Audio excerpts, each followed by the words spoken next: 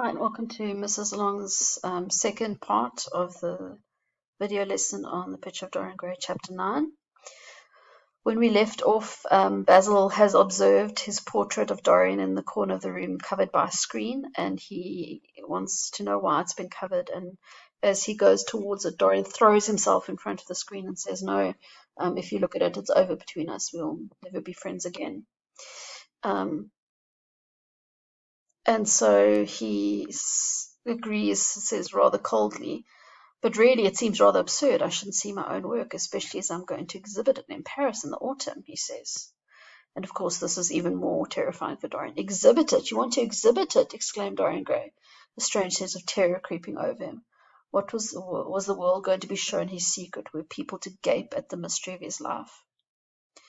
He felt he was on the brink of horrible danger. "You told me a month ago that you would never exhibit it," he cried. So we are beginning to understand how Dorian is now seeing the picture. The very fact that he doesn't want anyone to see it means that he acknowledges that the picture contains evidence of something that he would be embarrassed about. Which makes us understand even better, I think, the kind of psychology at play here, that he's decided to keep the painting and he's going to take some sort of sick pleasure in watching it degrade as he remains young and beautiful. But this very much hinges on the fact that he's the only one who realizes that this is occurring. So he needs to maintain his outward appearance and his outward reputation. And it's almost as if somebody looking at the painting would be ripping open your head and looking at all your private thoughts and seeing all the horrible things that you think about in your brain.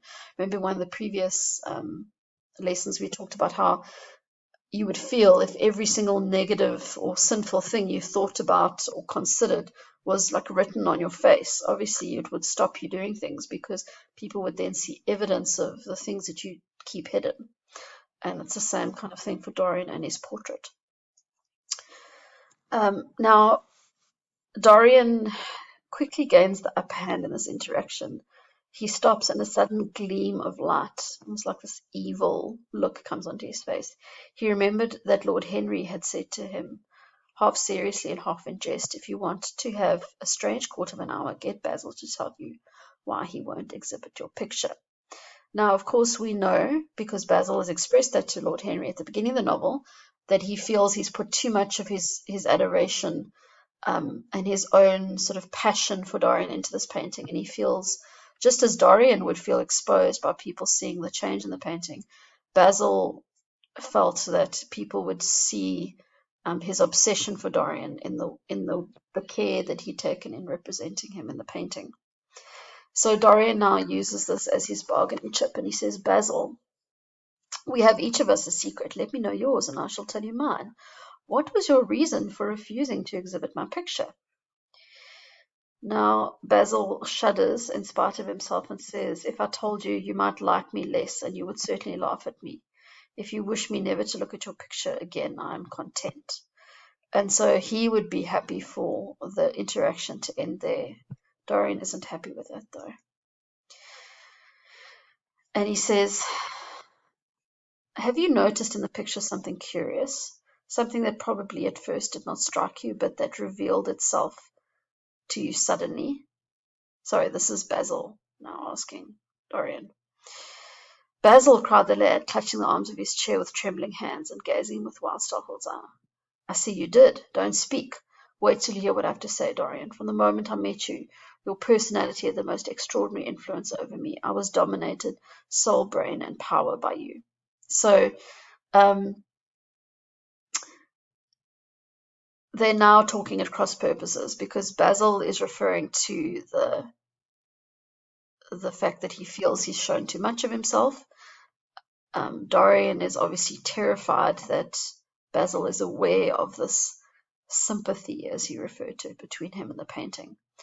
And so until Basil then expresses his truth, Dorian has a horrible few moments. "One fateful day, I sometimes think, I determined to paint a wonderful portrait of you. I grew afraid that others would know of my idolatry. I felt I had told too much, that I put too much of myself in it. You must not be angry with me, Dorian, for what I've told you. So all Basil is concerned about is that he feels too much of his passion is exposed, too much of his idolatry of Dorian. But what he's actually doing is he's admitting to Dorian, the person that he feels this obsession for, that he feels this way. And of course, that's an incredibly sort of vulnerable place to put yourself in, especially now that he knows that he's kind of lost his control over Dorian. Dorian's reaction is one of pity. He draws a long breath. The color comes back to his cheeks and a smile plays about his lips.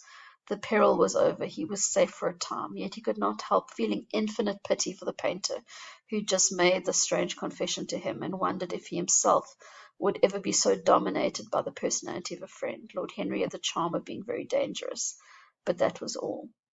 So he acknowledges that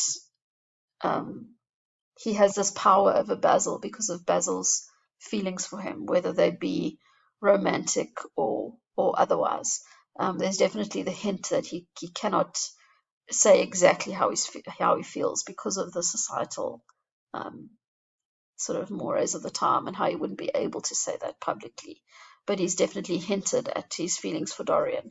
And even if they aren't romantic, it's not the usual relationship one would have with a friend or one's muse. And Dorian feels sorry for him because he's now got this position of power. It's the same, he expresses pity for Alan Campbell later on because he's got the upper hand, and he knows that Alan's just at his mercy. Now Basil says, "But you said you also you should have seen this in the portrait. Did you really see it?" Now, of course, Dorian's got to now blow him off and not tell him what he's seen in the portrait. I saw something that seemed to me curious. You must not ask me that, Basil. I could not possibly let you stand from the picture. So Basil keeps pressing. Well, I've told you now. I've told you the truth. Surely you don't mind me looking at it. You will someday, surely, says Basil. Never, says Dorian. And then Basil keeps checking. You didn't see anything else? There's nothing else to see. No, there was nothing else to see. But you mustn't talk about worship, Basil. It's foolish. You and I are friends, and we must always remain so. But you've got Harry, said the painter sadly. And so you can see that Basil is still kind of at the mercy of Dorian's whatever scraps Dorian will give him. And he knows that he's kind of lost Dorian to Henry. "Oh, Harry," cried the lad, "he spends his days saying what is incredible and doing what is improbable. Just the sort of life I would like to lead. But I still don't think I would go to Harry if I were in trouble. I would sooner go to you, Basil." No, he doesn't in fact go to Basil when he's in trouble, because when he's really in trouble, once he realizes the real trouble is in, Basil is no more. But it also shows you the hint that he understands that if he were ever in a scrape, Henry is not a true friend, or not somebody who would go out of his way to help him, whereas Basil might. But there doesn't seem to be much evidence that after this their relationship has anything deeper than sort of an acquaintance. So perhaps also Dorian kind of keeps Basil, leads him on to keep him, perhaps he enjoys that adoration and that sense of control that he has over Basil, but he doesn't ever give him anything meaningful to work with in terms of friendship after this. "I can't explain it to you, Basil, but I must never sit to you again. There's something fatal about a portrait. It has a life of its own. I will come and have tea with you. That will be just as pleasant. Pleasanter for you, I'm afraid," murmured Basil regretfully. "I'm sorry I won't be able to look at the picture again, but it can't be helped." As he left the room, Dorian Gray smiled to himself. Poor Basil, how little he knew of the true reason, and how strange it was. Instead of having been forced to reveal his own secret, he'd succeeded, almost by chance, in wresting a secret from his friend. There seemed to him to be something tragic in a friendship so coloured by romance. So again, he feels pity for Basil. and a sense of triumph, that the fact that he was able to gain the upper hand again, and didn't have to reveal his secret, but ended up wresting the secret from Basil, even though that wasn't his initial intention. So when we end off this chapter, Dorian realizes that he was mad to have allowed the portrait, to remain even for an hour in a room to which any of his friends has access. He realizes the danger now of having it within possible sight, or if somebody could see it. So it must be hidden away at all costs.